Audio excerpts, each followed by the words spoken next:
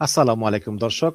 London থেকে স্বাগত জানাচ্ছি আমি কাজী হেমায়েতুদ্দিন মিশন এবং সমসাময়িক বাংলাদেশের রাজনীতি এবং ভূরাজনীতি নিয়ে আমাদের সঙ্গে আলোচনায় আজকে অতিথি হিসাবে আছেন। মনোজ দাস বলছি।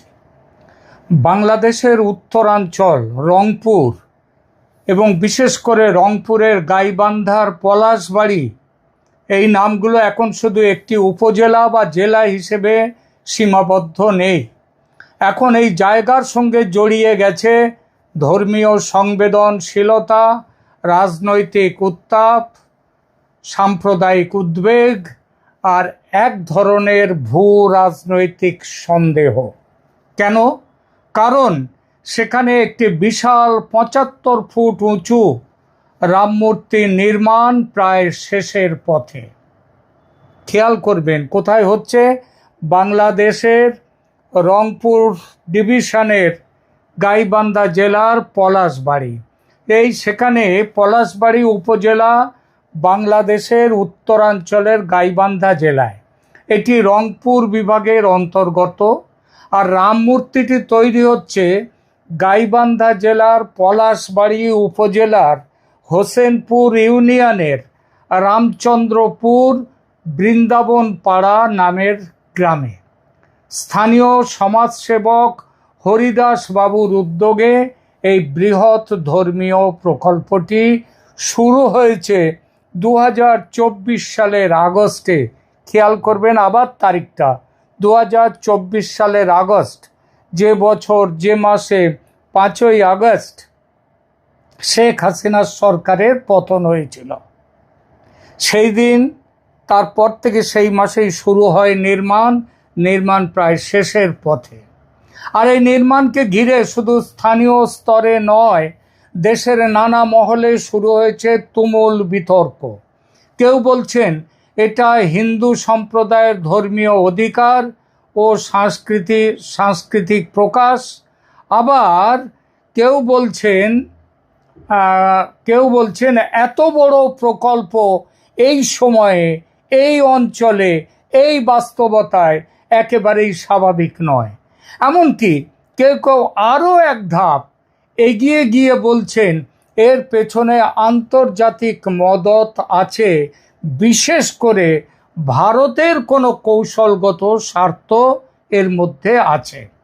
আজকের ভিডিওতে আমরা এই পুরো বিষয়টি বিশ্লেষণ করব, আবেগ দিয়ে নয়, অযথা ভয় দিয়ে নয়, বরং রাজনৈতিক বাস্তবতা, ধর্মীয় সংবেদনশীলতা, নিরাপত্তার দিক আর ভূ রাজনৈতিক প্রেক্ষাপট সব কিছু মিলিয়ে। সংক্ষেপে প্রথমে একটা জিনিস পরিষ্কার করা দরকার, বাংলাদেশের সংখ্যালঘুদের নিরাপত্তা নিয়ে উদ্বেগ একেবারে কাল্পনিক কিছু নয়। এটা বাংলাদেশের জন্মের পর থেকেই আছে, কিন্তু জন্মের পর থেকে আছে বলেই সে সময়ের ২২% হিন্দু, ১৯৭১-এর ২২% হিন্দু, আজকে সেখানে নেমে এসছে ৮%। কিন্তু তা সত্ত্বেও বলবো, গত ২ বছরে নানা সময়ে হিন্দু সম্প্রদায় সহ সংখ্যালঘুদের বিরুদ্ধে হামলা, মন্দিরে আক্রমণ, বাড়িঘর ভাঙচুর, ভয় দেখানো, এসব ঘটনা বারবার আলোচনায় এসেছে এবং ভারত সরকার তাদের মৌনতা দূর করে তারা প্রতিবাদও জানিয়েছে মোহাম্মদ ইউনূসের আমলে, এবং তারেক রহমানের আমলেও প্রতিবাদ কিন্তু আসছে। এই ঘটনাগুলোর ফলে সংখ্যালঘুদের মধ্যে অনিশ্চয়তা বেড়েছে, আর সেই অনিশ্চয়তা স্বাভাবিকভাবেই তাদের ধর্মীয় প্রতীক, উপাসনালয় কিংবা বড় কোনো ধর্মীয় নির্মাণ প্রকল্পকে আরও বেশি স্পর্শকাতর করে তোলে।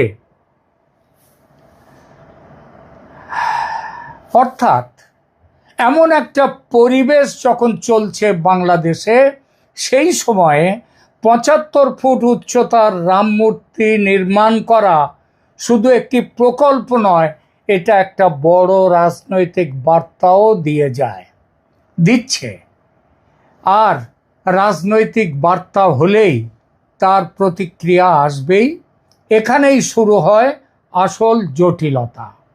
একদিকে আছে হিন্দু সম্প্রদায়ের দাবি আমাদের ধর্ম পালনের অধিকার আছে, আমাদের মন্দিরে দেবমূর্তি স্থাপন করার অধিকার আছে, আমাদের নিজস্ব জমিতে নিজের টাকায় ধর্মীয় স্থাপনা নির্মাণের অধিকারও আছে।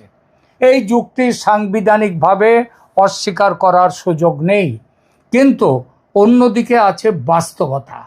বাংলাদেশের সাম্প্রতিক নিরাপত্তা পরিস্থিতি, হিন্দুদের ওপরে আক্রমণ মানে সংখ্যালঘুদের ওপর আক্রমণ, মৌলবাদী গোষ্ঠীগুলোর ব্যাপক উত্থান, সামাজিক মাধ্যমে প্রবল উস্কানি, ধর্মীয় পরিচয়কে কেন্দ্র করে উত্তেজনা, আর তার সঙ্গে যুক্ত হয়েছে ভারত বাংলাদেশের সংবেদনশীল সম্পর্ক, যে সম্পর্ক তারেক রহমানের আগে মোহাম্মদ ইউনূসের সময় তো একটা ব্রেক ইভেন পয়েন্টে চলে এসেছিল। সেই সম্পর্কটা উন্নতি হবে ভাবা গিয়েছিল, উন্নতি হয়নি। তারেক রহমানের সময়ে সম্পর্ক এখন আরও খারাপের দিকে।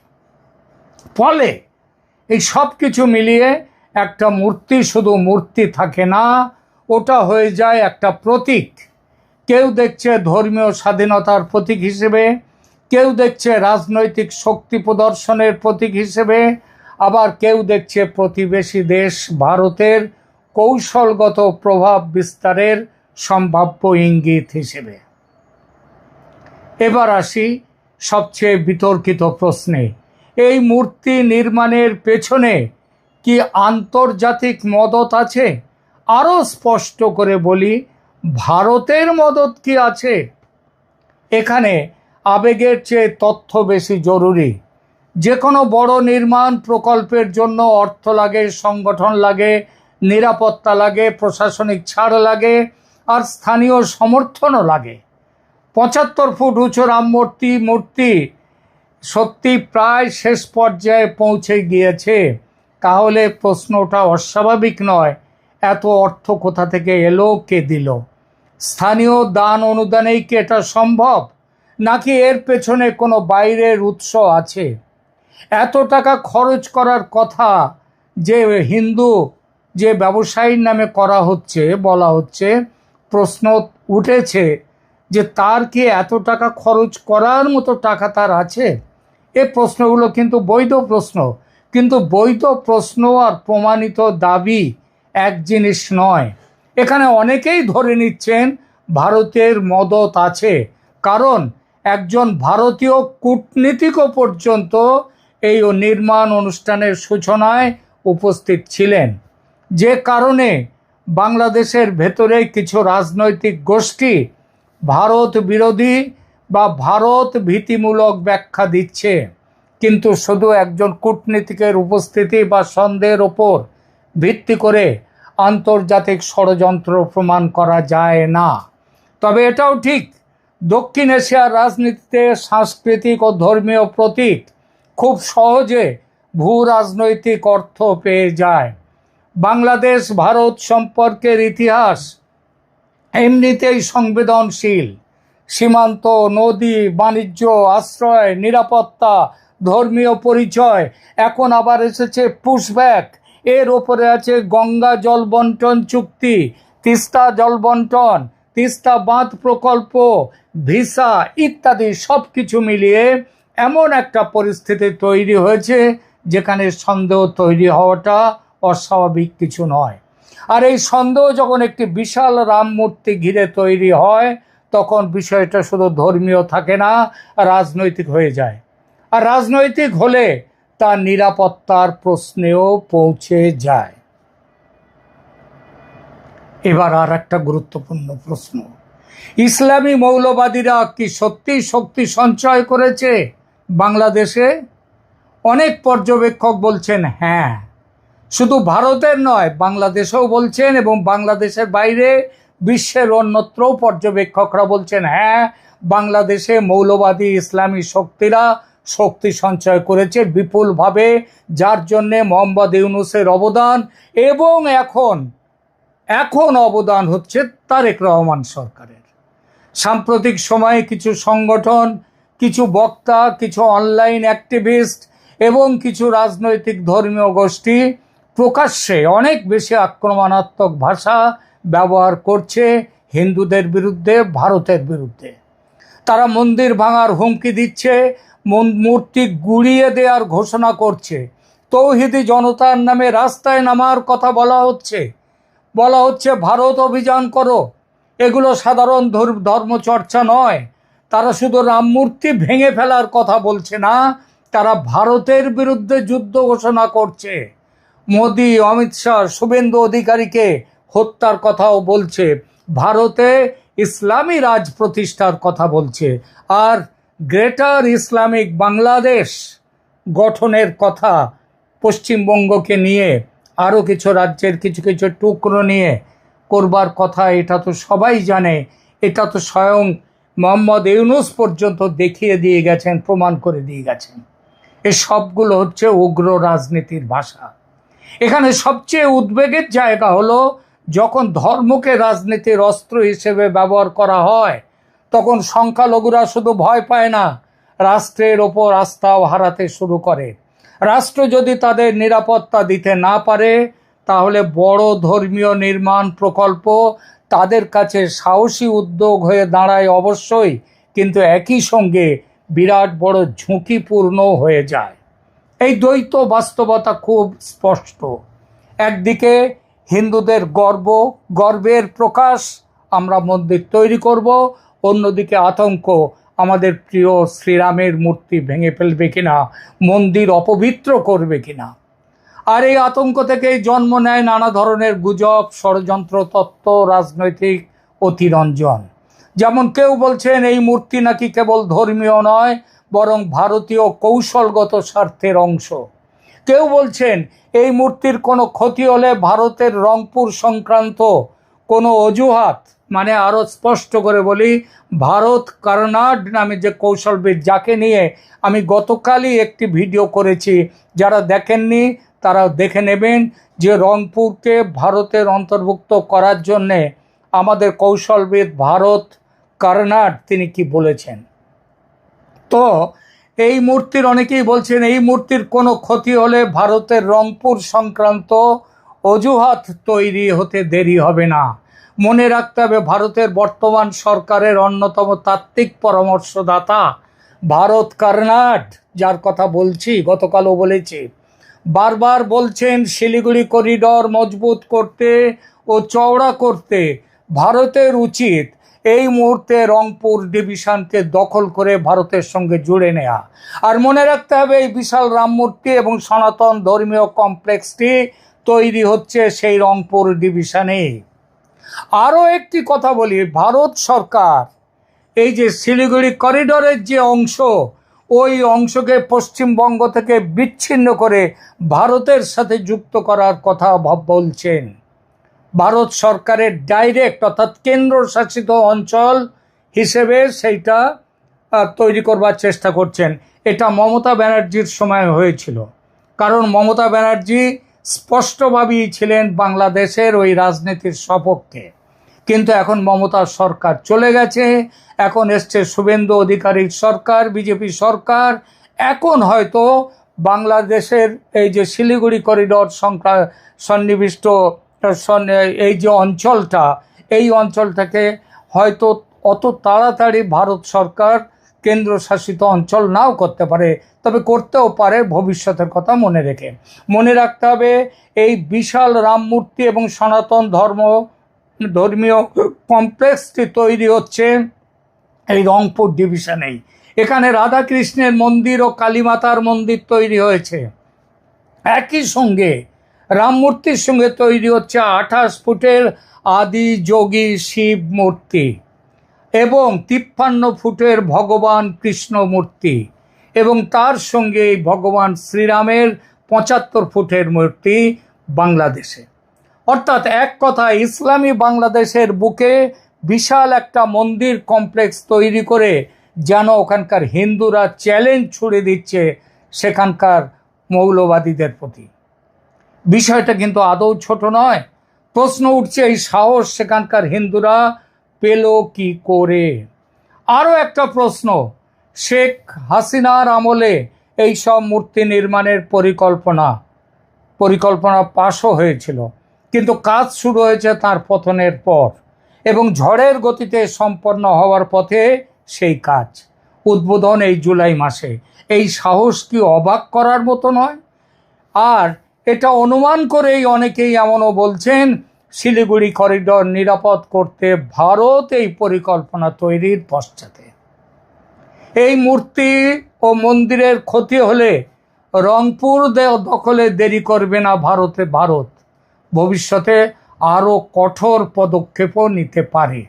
এসব কথার মধ্যে কিছু বাস্তব ভৌগোলিক উদ্বেগ আছে ঠিকই, জল্পনা আছে, কিন্তু বাস্তবতাকেও অস্বীকার করা যায় না। শিলিগুড়ি করিডর ভারতের জন্য অবশ্যই কৌশলগতভাবে গুরুত্বপূর্ণ, কিন্তু সেটাকে সরাসরি রংপুর দখল বা বাংলাদেশ অভিযান কথায় নামিয়ে আনা, এটা এই মুহূর্তে রাজনৈতিক জল্পনা বলা যেতেই পারে। আন্তর্জাতিক আইন, কূটনীতি, সীমান্ত বাস্তবতা এসব বিষয় এত সরল নয়। কোনো মন্দিরে হামলা হলেই একটি রাষ্ট্র আরেকটি রাষ্ট্রের ভূখণ্ডে অভিযান চালাবে, এটা বাস্তব নীতি নয়। তবে সে সম্ভাবনা উড়িয়ে দেওয়াও যায় না। বিশেষত সেখানকার মন্দির, সেই মন্দির রক্ষা করতে গেলে হিন্দুদের উপরেও আক্রমণ আসবে, অনেক হতাহত হতেই পারে। এই হতাহত হলে ভারত হাত গুটিয়ে আর বসে থাকবে না, কারণ এই ভারত, মোদির ভারত সেই পুরনো ভারত নয় যেখানে মেরেছ কলসির কানা তাই বলি কি প্রেম দেব না, এই ভারত আর নেই। সবচেয়ে বড় কথা, বাংলাদেশে রাম মূর্তির গায়ে হাত পড়লে তার প্রতিক্রিয়া ভারতের জনগণের মধ্যেও নিদারুণ হবে, এটা বললে একদম ভুল নেই। তাহলে আসল সমস্যাটা কোথায়? সমস্যাটা তিনটি স্তরে। প্রথমত, সংখ্যালঘুদের নিরাপত্তা সংকট। বাংলাদেশে হিন্দু সম্প্রদায়ের বড় অংশ এখনও নিরাপত্তাহীনতা অনুভব করে এবং দিন দিন তাদের নিরাপত্তাহীনতা বাড়ছে এই ইউনূসের আমলে এবং তারপরে তারেক রহমান সরকারের আমলে। এই অনুভূতি শুধু মানসিক নয়, এর পেছনে বাস্তব ঘটনার অভিজ্ঞতা আছে। দ্বিতীয়ত, মৌলবাদী রাজনীতির উত্থান। ধর্মীয় আবেগকে ব্যবহার করে কিছু গোষ্ঠী রাজনৈতিক প্রভাব বাড়াতে চাইছে। বাংলাদেশে পাকিস্তান তার পা আরও শক্ত করে রাখছে। এতে রাষ্ট্র দুর্বল হচ্ছে, সমাজ বিভক্ত হচ্ছে, আর সাধারণ মানুষও আতঙ্কিত হচ্ছে। তৃতীয়ত, ভূ রাজনৈতিক সন্দেহ। ভারত বাংলাদেশ সম্পর্কের মধ্যে আজ যে অবিশ্বাসের জাল ক্রমশ ঘিরে ধরছে, সেটা কোনো ধর্মীয় প্রকল্পকে সহজেই আন্তর্জাতিক রাজনৈতিক ইস্যুতে পরিণত করবে। ফলে স্থানীয় একটি মন্দিরে হাত পড়লে জাতীয় রাজনীতি পেরিয়ে আন্তর্জাতিক আলোচনায় সেটা চলে আসবেই এবং তার প্রতিক্রিয়াও দেখা যাবে। এখানে একটা কথা, খুব গুরুত্বপূর্ণ কথা বলতে চাই। যে কোনো ধর্মীয় স্থাপনা নির্মাণের অধিকার থাকা, এটা হচ্ছে সেখানকার সংখ্যালঘু মানুষের অধিকার, এবং যখন এই অধিকারের অর্থ ইত্যাদি জমি কোত্থেকে আসছে সেসব জেনেই প্রশাসন অনুমতি দিয়েছে, তখন সেই নিয়ে আর কোনো প্রশ্ন করা যায় না বর্তমানে। তবে যেটা জানা যাচ্ছে, দেশের আইন মেনেই এই নির্মাণ হচ্ছে। এই নির্মাণের অনুমতি দিয়েছিল শেখ হাসিনার সরকার।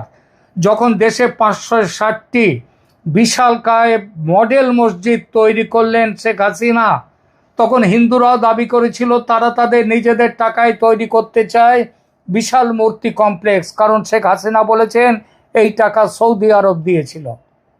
সুতরাং হিন্দুরা যখন বলল যে তারা নিজেদের টাকায় তারা মন্দির করবে, নিজেদের জমিতে, নিজেদের ক্ষমতায়, শেখ হাসিনা তার আইন মেনেই সেটাকে পাশ করে গিয়েছেন। সুতরাং হিন্দুরা যে জোর করে অবৈধভাবে মন্দিরটি এবং ওই সব মূর্তি তৈরি করছে, শ্রীরামের 75 ফুট মূর্তি তৈরি করছে, তা একদমই নয়। এই পরিস্থিতিটা আমাদের কিভাবে দেখা উচিত? আমি মনে করি এইখানে এই মন্দির, সেটা নিরাপত্তার ব্যবস্থা সরকারকে করতে হবে। মন্দির, মূর্তি, মসজিদ, গির্জা সব ধর্মীয় স্থাপনায় রাষ্ট্রের সুরক্ষার মধ্যে থাকা উচিত। আর ধর্মীয় স্থানে হামলা মানে শুধু একটি স্থাপনায় আঘাত নয়, তা সমাজের সম্পূর্ণ সংখ্যালঘুদের ওপর আঘাত। তৃতীয়ত, আরেকটি কথা হচ্ছে রাজনৈতিক দায়িত্বশীলতা। হিন্দু বিদ্বেষ, মুসলিম বিদ্বেষ, ভারত বিদ্বেষ বা সাম্প্রদায়িক উস্কানি, এগুলো দিয়ে সাময়িক রাজনীতি করা যায় তা, কিন্তু দীর্ঘমেয়াদে রাষ্ট্র ধ্বংস হয়। যারা ধর্মীয় সংবেদনশীলতাকে ঘিরে ভোটের খেলা খেলতে চাইছে বাংলাদেশে, তাদের বিরুদ্ধে জনমত তৈরি হবে। এবং মনে রাখতে হবে, তাদের দিকে কিন্তু নজর রেখে দিয়েছে সমস্ত ভারত, তো দেখে দিয়েছে ভারতের জনগণও।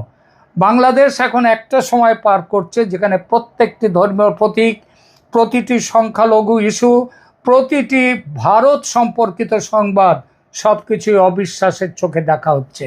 এই পরিবেশে ৭৫ ফুটের রাম মূর্তি শুধু একটি ভাস্কর্য নয়, এটা হয়ে গেছে রাষ্ট্র, ধর্ম, পরিচয় আর ভূ রাজনীতির সংযোগ স্থল। তার নিরাপত্তা নিশ্চিত করতে হবে বাংলাদেশ সরকারকে। তাদেরকে মনে রাখতে হবে, ভারতের মানুষ শ্রীরামের মূর্তির অমর্যাদা সহ্য করবে না। যদি সে দুঃসাহস কারো হয়, মানে কোনো মৌলবাদী শক্তির হয়, তবে তার খুব বড় মূল্য দিতে হবে।